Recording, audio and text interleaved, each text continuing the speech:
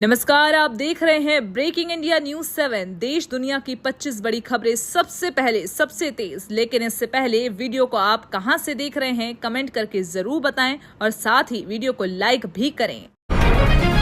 UP के 10 लाख शिक्षकों को सीएम योगी की बड़ी सौगात, मिलेगा करोड़ों का सुरक्षा कवर। उत्तर प्रदेश के करीब 10 लाख शिक्षकों और शिक्षा विभाग के कर्मचारियों को जल्द बड़ा सुरक्षा कवच मिलने जा रहा है। मुख्यमंत्री योगी आदित्यनाथ की मौजूदगी में 8 जुलाई को वाराणसी में बेसिक शिक्षा विभाग और एसबीआई के बीच एमओयू होगा। इसके तहत स्थायी और संविदा कर्मियों को विशेष सैलरी पैकेज, दुर्घटना बीमा, जीवन बीमा और अन्य सामाजिक आर्थिक सुरक्षा सुविधाएं मिलेंगी। सरकार का दावा है कि इससे लाखों कर्मचारियों को सीधा लाभ होगा। राम मंदिर चढ़ावा विवाद पर कांग्रेस का बड़ा हमला, आरएसएस की सफाई को बताया घड़ियाली आंसू। अयोध्या के श्री राम मंदिर में चढ़ावे की कथित चोरी के मामले पर सियासत तेज है। कांग्रेस ने आरएसएस की सफाई को खारिज करते हुए इसे घड़ियाली आंसू बताया और संघ भाजपा पर राम भक्तों को धोखा देने का आरोप लगाया। पार्टी ने मामले की सुप्रीम कोर्ट की निगरानी में जांच की मांग की है। वहीं कांग्रेस ने ट्रस्ट की कार्यप्रणाली और वित्तीय पारदर्शिता पर भी कई गंभीर सवाल उठाए हैं। लालू राबड़ी को मिली जेड कैटेगरी सुरक्षा, बुलेट प्रूफ कार भी होगी साथ। बिहार सरकार ने पूर्व मुख्यमंत्री लालू प्रसाद यादव और राबड़ी देवी की सुरक्षा व्यवस्था में बड़ा बदलाव किया। गृह विभाग ने दोनों को जेड श्रेणी की सुरक्षा देने का आदेश जारी किया। अब उनकी सुरक्षा में क्विक रिस्पांस टीम यानी कि सीआरटी, बुलेट प्रूफ कार और अतिरिक्त सुरक्षा कर्मी तैनात रहेंगे। इससे पहले उनकी सुरक्षा व्यवस्था में बदलाव हुआ था, जिसके बाद विवाद भी हुआ। अब सरकार ने नई सुरक्षा व्यवस्था लागू करने का फैसला लिया।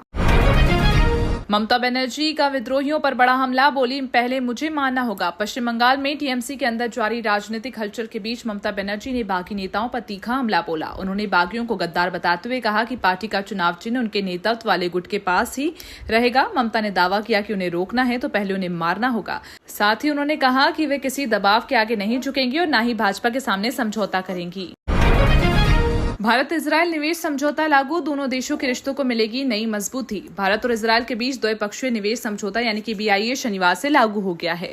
सरकार का कहना है कि इससे दोनों देशों के बीच सुरक्षित और भरोसेमंद निवेश माहौल बनेगा और सीमा पार निवेश को बढ़ावा मिलेगा। इस समझौते में पहली बार पोर्टफोलियो निवेश को भी शामिल किया गया है। भारत और इजरायल के बीच मुक्त व्यापार समझौते यानी कि एफटीए को लेकर भी बातचीत जारी है। प्याज की महंगाई पर सरकार का बड़ा एक्शन, बढ़ाया खरीद मूल्य। प्याज की बढ़ती कीमतों पर लगाम लगाने के लिए केंद्र सरकार ने बड़ा फैसला लिया है। सरकार ने राष्ट्रीय प्याज बफर स्टॉक के लिए खरीद मूल्य 13% बढ़ाकर 2125 रुपए प्रति क्विंटल कर दिया है। नई दरें तुरंत प्रभाव से लागू हो गई हैं। सरकार का कहना है कि इस कदम से किसानों को बेहतर दाम मिलेगा और जरूरत पड़ने पर बाजार में पर्याप्त प्याज उपलब्ध कराकर उपभोक्ताओं को महंगाई से राहत दी जाएगी। पीएम मोदी का बड़ा ऐलान, मेड इन इंडिया चिप्स से एआई क्रांति को मिलेगा ताकत। प्रधानमंत्री नरेंद्र मोदी से गुजरात के साणंद में सीजी सेमी की सेमीकंडक्टर फैसिलिटी का उद्घाटन किया। इस मौके पर उन्होंने कहा कि made in India chips Bharat के युवाओं को एआई, रोबोटिक्स और अगली पीढ़ी की तकनीक को नई ताकत देगी।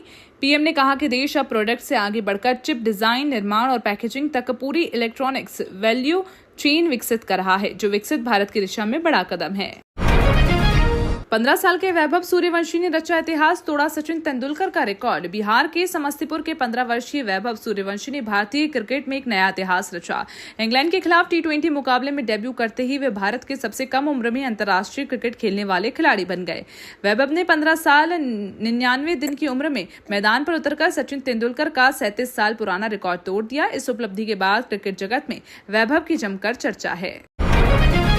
मोदी सरकार की एक बार फिर सर्जिकल स्ट्राइक, 23 पाकिस्तानी आतंकियों की लिस्ट जारी। आतंकवाद के खिलाफ केंद्र सरकार ने बड़ा कदम उठाया। गृह मंत्रालय ने यूएपीए के तहत 23 पाकिस्तान आधारित आतंकियों को आतंकवादी घोषित करते हुए उन्हें कानून की 4थी अनुसूची में शामिल किया। इसमें जैश ए मोहम्मद और लश्कर तैयबा से जुड़े कई नाम शामिल हैं।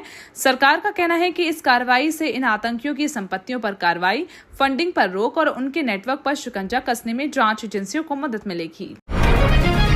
भूख हड़ताल के 7वें दिन बिगड़ी सोनम वांगचुक की तबीयत, 5 किलो से ज्यादा घटा वजन। दिल्ली के जंतर मंतर पर जारी आंदोलन के बीच 7 दिनों में भूख हड़ताल पर बैठे सोनम वांगचुक की तबीयत बिगड़ गई है। मेडिकल बुलेटिन के अनुसार उनका वजन 5 किलो से ज्यादा घट चुका है, जबकि ब्लड प्रेशर और ब्लड शुगर का स्तर भी कम है। डॉक्टर लगातार उनकी निगरानी कर रहे हैं। वहीं आंदोलनकारियों का कहना है कि जब तक सरकार उनकी मांगों पर ठोस कदम नहीं उठाती है, तब तक आंदोलन और भूख हड़ताल जारी रहेगी। पीएम मोदी को ऑस्ट्रेलिया दौरे से पहले जान से मारने की धमकी, जांच शुरू। प्रधानमंत्री नरेंद्र मोदी के ऑस्ट्रेलिया दौरे से पहले उन्हें जान से मारने की धमकी मिलने का मामला सामने है। रिपोर्ट्स के मुताबिक मेलबर्न में होने वाले कार्यक्रम से जुड़ी सोशल मीडिया पोस्ट पर धमकी भरी टिप्पणी की गई, जिसके बाद ऑस्ट्रेलियाई पुलिस और सुरक्षा एजेंसियों ने जांच शुरू कर दी। अधिकारियों ने संबंधित अकाउंट की पहचान की प्रक्रिया शुरू कर दी है। फिलहाल किसी गिरफ्तारी की आधिकारिक पुष्टि नहीं हुई है। खड़गे के खिलाफ एफआईआर की मांग पर कोर्ट में सुनवाई, 11 जुलाई तक टली सुनवाई। बीजेपी और आरएसएस पर कथित अपमानजनक टिप्पणी को लेकर कांग्रेस अध्यक्ष मल्लिकार्जुन खड़गे के खिलाफ एफआईआर दर्ज करने की मांग पर दिल्ली की राउज एवेन्यू कोर्ट में सुनवाई हुई। खड़गे की ओर से वरिष्ठ वकील ने एफआईआर की मांग का विरोध करते हुए कहा कि मजिस्ट्रेट कोर्ट का फैसला कानून के अनुरूप था। वहीं याचिकाकर्ता ने एफआईआर की मांग दोहराई। अब इस मामले की अगली सुनवाई 11 जुलाई को होगी। 20 जुलाई से संसद का मानसून सत्र, कई अहम मुद्दों पर टकराव के आसार। 20 जुलाई से शुरू होने वाला है संसद के मानसून सत्र के हंगामेदार रहने के आसार। विपक्षी आईएनडीआईए गठबंधन ने सरकार को घेरने के लिए कई मुद्दों पर रणनीति बनाई है। कांग्रेस का कहना है राम मंदिर चढ़ावा मामला, नीट परीक्षा, सीबीएसई परीक्षा प्रबंधन, मनरेगा और अन्य विषयों पर सरकार से जवाब मांगा जाएगा। एनडीए की ओर से संभावित परिसीमन विधेयक को लेकर भी संसद में जोरदार बहस और टकराव की संभावना जताई जा रही है। रोजगार मेले में युवाओं की भीड़, 18 कंपनियों ने दिए नौकरी के मौके। वाराणसी में क्षेत्रीय सेवा योजन कार्यालय की ओर से आयोजित रोजगार मेले में बेरोजगार युवाओं को बड़ी राहत मिली। मेले में 18 कंपनियों ने हिस्सा लिया, जहां 916 अभ्यर्थियों ने भाग लिया और 246 युवाओं को जॉब ऑफर हुए। Security guard, computer operator, driver, supervisor और अन्य पदों पर भर्ती हुई। चयनित उम्मीदवारों को 14,000 से 25,000 रुपए तक मासिक वेतन की पेशकश मिली। लखनऊ के फेमस शर्मा की चाय पर जमी चुनावी चौपाल, नितिन नबीन ने फूका यूपी 2027 का बिगुल। भाजपा के राष्ट्रीय अध्यक्ष नितिन नबीन ने लखनऊ दौरे के दौरान 2027 विधानसभा चुनाव की तैयारियों का संकेत दिया। पार्टी पदाधिकारियों के साथ बैठक के बाद उन्होंने लालबाग स्थित मशहूर शर्मा की चाय पर पहुंचकर कार्यकर्ताओं से संवाद किया। इस दौरान उन्होंने डबल इंजन सरकार के कामकाज का जिक्र करते हुए कार्यकर्ताओं से हर गांव और हर घर तक पहुंचकर सरकार की योजनाओं को जनता तक पहुंचाने का आह्वान किया। ऋषिकेश वन भूमि विवाद पर सीएम धामी का बड़ा ऐलान, हजारों परिवारों को मिलेगी राहत। उत्तराखंड के मुख्यमंत्री पुष्कर सिंह धामी ने ऋषिकेश में वन भूमि से जुड़े लंबे समय से लंबित मामलों पर बड़ा बयान दिया। उन्होंने कहा कि बापूग्राम, बिंदुखत्ता, बग्गा चौवन और रामनगर सहित कई क्षेत्रों की समस्याओं के समाधान के लिए राज्य सरकार एकीकृत योजना तैयार कर रही है। मुख्यमंत्री के अनुसार केंद्र सरकार की मंजूरी मिलने के बाद हजारों परिवारों को भूमि स्वामित्व और बुनियादी सुविधाओं का लाभ मिल सकेगा। 20-20 लाख में बिक रही नौकरियां, कांग्रेस प्रदेश अध्यक्ष का सरकार पर निशाना। उत्तराखंड में कांग्रेस की परिवर्तन संकल्प यात्रा के दौरान प्रदेश अध्यक्ष गणेश गोदियाल ने भाजपा सरकार पर कई गंभीर आरोप लगाए। उन्होंने दावा किया कि प्रदेश में भर्ती प्रक्रिया में भ्रष्टाचार है और कुछ मंत्री नौकरी बेच रहे हैं। साथ ही पेपर लीक, अवैध खनन, अन्य मुद्दों पर सरकार को घेरा। गोदियाल ने यह भी कहा कि पार्टी कार्यक्रम में हंगामा करने वाले कांग्रेस नेताओं के खिलाफ अनुशासनात्मक कार्रवाई की जाएगी।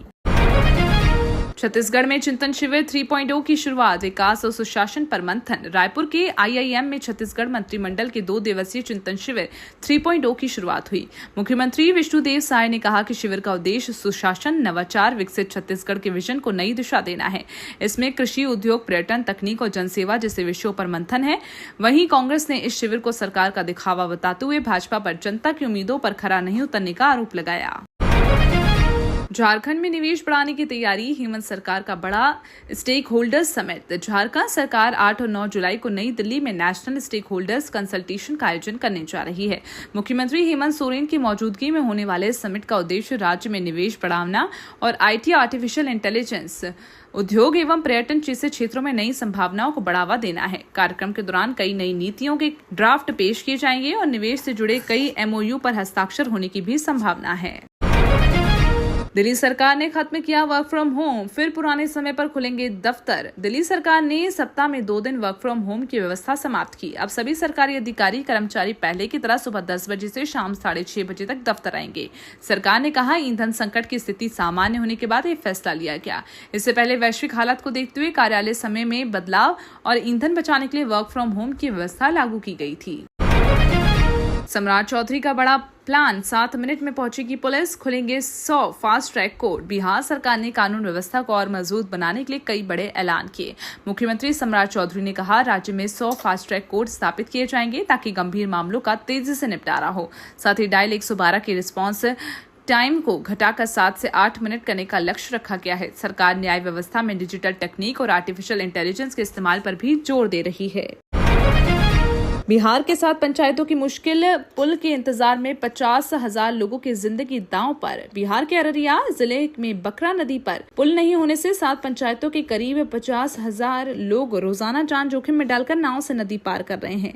छात्र छात्राएं, महिलाएं, मरीज भी इसी रास्ते से आवाजाही करते हैं। बरसात में हालात और गंभीर हैं। ग्रामीण लंबे समय से पुल निर्माण की मांग कर रहे हैं। वहीं जिला प्रशासन ने मामले को संज्ञान में लेकर वैकल्पिक व्यवस्था करवाने का आश्वासन दिया है। जीतू पटवारी पर 5 करोड़ का मानहानि नोटिस। बयान पर बड़ी कानूनी मुश्किलें। मध्य प्रदेश कांग्रेस अध्यक्ष जीतू पटवारी की मुश्किलें बड़ी हैं। वीर भारत न्यास के सचिव श्रीराम तिवारी ने उनके खिलाफ 5 करोड़ रुपए का मानहानि नोटिस भेजा। आरोप है कि पटवारी ने बिना सबूत 500 करोड़ रुपए के घोटाले और जमीन आवंटन को लेकर गंभीर आरोप लगाए। नोटिस में 3 दिन के भीतर सार्वजनिक माफी और स्पष्टीकरण मांगा गया है। ऐसा नहीं करने पर उनके खिलाफ अदालत में मानहानि का मुकदमा दायर करने की चेतावनी दी है। बाड़मेर से पीएम का ऊर्जा सुरक्षा संदेश पौधारोपण पर कांग्रेस ने उठाए सवाल। राजस्थान के बाड़मेर में प्रधानमंत्री नरेंद्र मोदी ने 79,459 करोड़ रुपए की रिफाइनरी परियोजना का लोकार्पण करते हुए पश्चिम एशिया संकट के बीच भारत की ऊर्जा सुरक्षा और कूटनीति की सराहना की। उन्होंने कहा कि मजबूत वैश्विक संबंधों और दूरदर्शी नीतियों से देश ने ऊर्जा संकट का प्रभाव सीमित रखा। वहीं रिफाइनरी में पीएम के पौधारोपण को लेकर कांग्रेस ने ग्रीन बेल्ट, खेजड़ी के पेड़ों की कटाई और लगाए गए पौधे की प्रामाणिकता पर सवाल उठाकर राजनीतिक बहस तेज कर दी। अमेरिका के 250वें स्वतंत्रता दिवस पर पीएम मोदी की शुभकामनाएं। ट्रंप को दी बधाई। प्रधानमंत्री नरेंद्र मोदी ने अमेरिका के 250वें स्वतंत्र दिवस पर राष्ट्रपति डोनाल्ड ट्रंप और अमेरिकी जनता को शुभकामनाएं दी। उन्होंने कहा कि भारत और अमेरिका के रिश्ते साझा लोकतांत्रिक मूल्यों, कानून के शासन और आपसी विश्वास पर आधारित हैं। पीएम मोदी ने उम्मीद जताई कि दोनों देशों की रणनीतिक साझेदारी भविष्य में और मजबूत होगी। साथ ही रक्षा, व्यापार, प्रौद्योगिकी और वैश्विक स्थिरता के क्षेत्र में सहयोग को दोनों देशों के लिए महत्वपूर्ण बताया। तो ये थी 25 बड़ी और महत्वपूर्ण खबरें। ऐसे ही न्यूज देखने के लिए चैनल को अभी सब्सक्राइब करें। धन्यवाद।